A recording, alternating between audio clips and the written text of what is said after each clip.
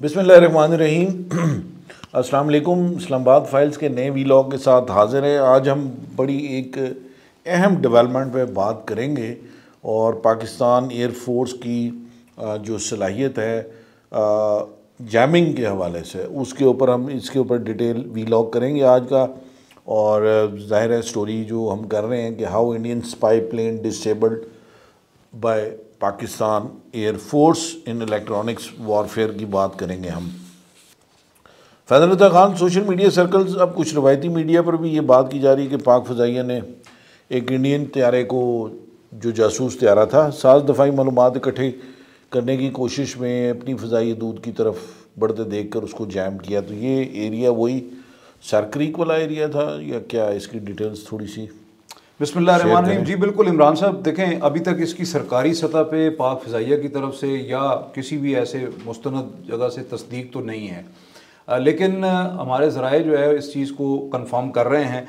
कि इस तरह का वाक़या हुआ है। आपको आपके इल्म में है, हमने गुज़श्ता वीलॉग में भी ये बात की है कि इंडिया ने जो है वो नोटम्स और नैव एरियाज़ जो हैं उसके नोटिस जारी किए हैं 30 अक्टूबर से 10 नवंबर तक थ्रेशोल्ड एक्सरसाइज के हवाले से, जो कि उनकी तीनों मुसल्लह अफवाज जो हैं वो कर रही हैं। अब आप देखें कि इंडियन मुनाफ़क़त और उसकी जो 2 नंबरी है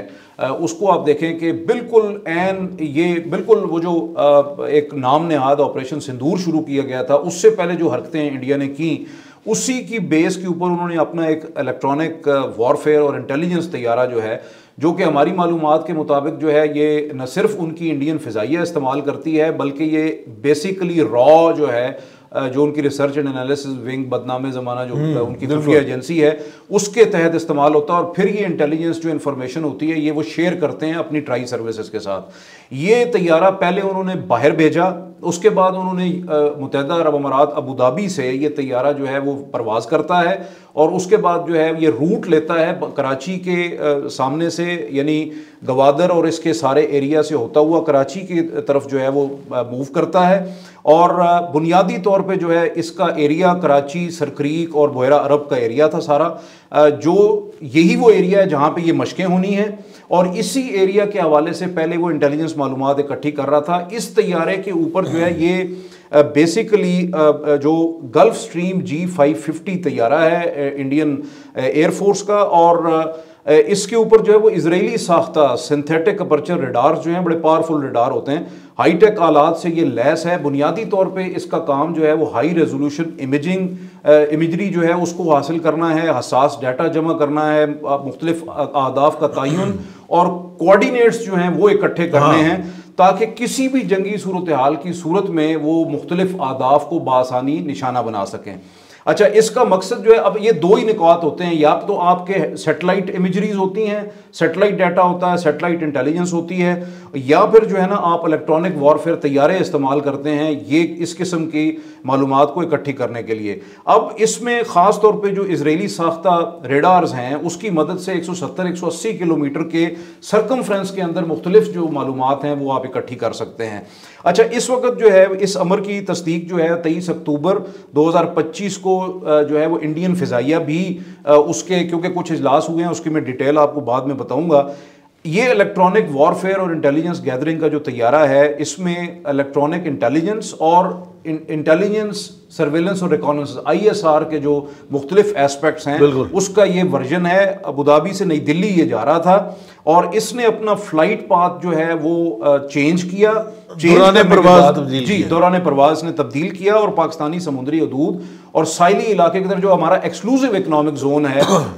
220-240 किलो जो है वो नॉटिकल माइल या किलोमीटर का 80 नॉटिकल मील के फासले पे, यानी तकरीबन 148 किलोमीटर मगरिब की जानिब जो है ना, ये अपने जो ताकतवर रेडार्स हैं जिसके अंदर जो है उसकी सिग्नल इंटेलिजेंस एंटीनास शामिल हैं, जिसमें उसका जो है वो डाटा लिंक सिस्टम है, उसको उसने फाल किया और फौजी तनसीबात की जो है वो जासूसी शुरू की। अच्छा, ये इंडियन तैयारा जो है 40,000 फुट की बुलंदी पे जो है वो परवाज कर रहा था तकरीबन 0.82 माक की स्पीड के साथ, 82 माक की स्पीड के साथ जो है वो ये परवाज कर रहा था। और ऑटोमेटिक जो जिसको हम सर्वेलेंस डिपेंडेंट ब्रॉडकास्ट कहते हैं ADS-B, वो ट्रांसपॉन्डर इसने ऑन किया है। अच्छा, ये एक आप कह लें कि बुनियादी तौर पे इस तैयारे को अगर आप बाहर से देखें, जो कि अभी हमें हमारे जो नाजरीन हैं वो देख भी रहे होंगे इसकी तस्वीर जो हैं,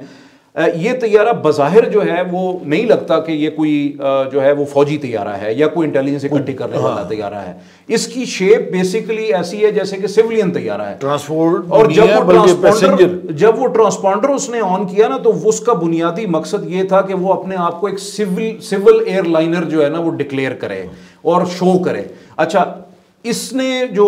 जब वो फाल होता है तो फिर एयरबॉर्न जो रेडार्स हैं उसके साथ और इलेक्ट्रॉनिक इंटेलिजेंस पॉड्स जो हैं उसके ज़रिए जो है वो पाकिस्तानी जो इलेक्ट्रॉनिक वॉरफेयर के जो नेटवर्क्स हैं, यकीनी तौर पे ये उन्होंने इस खतरे को भांपा और ये समझ आ गई। अच्छा, कुछ लोग जो हैं वो सोशल मीडिया पे उसमें फॉरेनर्स भी शामिल हैं, बाकी लोग भी, वो ये कह रहे हैं कि जी इतनी ट्रैफिक, एयर ट्रैफिक होती है तो ये कैसे मुमकिन है कि इस तैयारे को ही इलेक्ट्रॉनिक वॉरफेयर के जरिए आपने जैम कर दिया। भाई मेरे, जब इसके ऊपर एयरबॉर्न रेडार्स हैं, जब इसके ऊपर सिंथेटिक अपर्चर रेडार है, जब इसके ऊपर इलेक्ट्रॉनिक इंटेलिजेंस पॉड्स मौजूद हैं, तो वो आम एयरलाइनर्स तो नहीं होते। तो जब वो उसको ऑन करके अपनी इंटेलिजेंस गैदरिंग कर रहा है तो वो स्पॉट हो जाता ना रेडार्स के अंदर बाकी जगहों पे, तो उसको हमने जो है वो इलेक्ट्रॉनिक जैमिंग के जरिए उसके ऊपर अटैक किया। Simple is that. तो इसमें बड़ी अचीवमेंट है वैसे इस हवाले से। इसमें कोई दूसरी राय तो है नहीं। बिल्कुल सही बात है। अच्छा, वैसे मैं इसमें आपको बताऊं फैसल कि एक तो ये बात तो अब इंडियन एनालिस्ट भी, बहुत सारे डिफेंस एनालिस्ट और उसके साथ साथ दुनिया भी इस बात को तस्लीम कर रही है कि पाकिस्तान की tri services are now 30 years ahead of जो इंडियन ट्राई इंटरनेशनल एनालिसिस हैं बहुत सारे। पाकिस्तान की ट्राई फोर्सेज, ट्राई सर्विसेज जो हैं वो इसमें 30 साल आगे हैं इंडिया को पहुंचने में हम तक लगेगा। और इस हवाले से बड़ी बातें जो हैं वो सामने भी आ रही हैं। बहुत बड़े बड़े डिफेंस एनालिस्ट, रिसर्चर जो इस टेक्नोलॉजी से की बखूब इल्म रखते हैं, तो ये इस हवाले से काफ़ी एक रियलिटी है जिसको इंडियन लीडरशिप तस्लीम करने के लिए तैयार नहीं है। अच्छा, दूसरा ये कि ये जो एक्सक्लूसिव इकनॉमिक जोन के अंदर इसकी परवाज़ में मौजूदगी, ये बहरहाल ख़तरा थी जब ये हुआ दाखिल पाकिस्तान की हदूद में और उस एरिए के अंदर, तो उस वक़्त पाक फ़ज़ाइया ने फौरी और इसको बड़ा क्विक रिस्पॉन्स दिया और इस हद तक रद्द अमल दिखाया पाकिस्तान ने कि जो उनका हमला था जहाज़ का वो भी बुखला गया। और कराची के करीब जो एयर डिफेंस नेटवर्क का हिस्सा ग्राउंड बेस्ड इलेक्ट्रॉनिक वॉरफेयर्स नोड्स हैं, उन्होंने सिर्फ 6 सेकंड, सिर्फ 6 सेकंड, बिल्कुल 6 सेकंड के अंदर, बिल्कुल ये एक बहुत बड़ी चीज़ 6 सेकंड के अंदर जो है ना इस तैयारे को लॉक किया। और इसको जो लॉक करने के लिए जो तमाम लवाजमात इस्तेमाल किए गए, जो इक्विपमेंट इस्तेमाल किया गया, जो तरीक़ाकार, वो तमाम का तमाम पाकिस्तान का मकामी सतह पर। अच्छा, ये एक बड़ी खूबी इसमें जिसमें आप जैमिंग सूट्स हैं, फिर digital radio frequency memory repeaters, high power narrow noise jammers और जो LS और X बैंड पर काम करते हैं। अच्छा, उसके साथ साथ स्पूफिंग पॉड्स जो हैं वो बड़ा इंपॉर्टेंट रोल करते। तो ये मैं ये समझता हूँ कि जिस तरह ऑपरेशन मार्का हक के अंदर पाकिस्तान एयर फोर्स ने इनके मुख्तलिफ उनको जैम भी किया, डाइवर्ट किया ब्राह्मोस मिसाइल को, तो ये एक बड़ी ज़बरदस्त सलाहियत है और मेरा ख्याल है इसको समझना चाहिए। बिल्कुल ऐसा ही है। इंडियन तैयारा फिर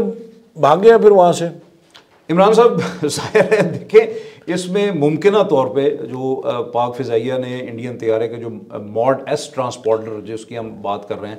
बेसिकली इसको आप कह लें कि एक किस्म की उसको गुमराह कर दिया, ठीक है। और देखें अचानक जो है एक जो है वो आप फ्रिक्वेंसीज के साथ खेलते हैं। बेसिकली एक कोड है जिसको कहा जाता है स्क्वाक 7500, ये एविएशन की ज़बान में स्क्वाक 7500 जो है, ये बेसिकली एक ऐसा कोड है जो कि जब एक्टिवेट होता है, इसका मतलब ये है कि जहाज़ या तो उसकी हाईजैकिंग हो गई है या जहाज़ किसी किस्म की इल्लीगल इंटरफेरेंस में इन्वॉल्व है। तो ये जब पाकिस्तान ने इलेक्ट्रॉनिक अटैक किया है इसके ऊपर, तो उसका जो स्क्वाक 7500 कोड है वो एक्टिवेट हुआ है और जहाज का हमला बौखलाया बेसिकली इस वजह से है क्योंकि ये तो फौजी तैयारा था ना, इसके अंदर और कोई मुसाफिर तो था नहीं, इसमें जाहिर है वही लोग हैं जो कि इंटेलिजेंस गैदरिंग कर रहे हैं और जाहिर है उनको ये अंदाजा हो गया कि गए